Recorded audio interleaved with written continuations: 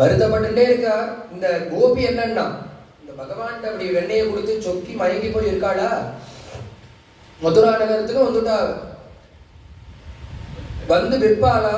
என்ன விற்பான்னா கருணாமிர்தாச்சாரியால் சொல்லும் போது சொல்ற கோவிந்த தாமோதர மாதவேதி ரோட்ல வித்துட்டு வருவாளாம். எப்பொழுதும் என்ன விற்பான்னா தயிர் பால் வெண்ணெய் வாங்கலையோ, தயிர் பால் வெண்ணெய் வாங்கலையோ, தயிர் வாங்கலையோ, பால் வாங்கலையோன்னு விற்பா. பகவான்கிட்ட உள்ள அந்த சித்தம் அவனால சித்தம் சுகேன பவதா அபகிருதம் கிரகேசுந்திரம். இந்த கோபியேழு சித்தம் அவனால அபகரிக்கப்படுது. மனசு அவன்கிட்ட போயிடுத்து. சரீரம் ஏதோ நடைபெணத்தை போல காரியத்தை பார்த்துட்டு.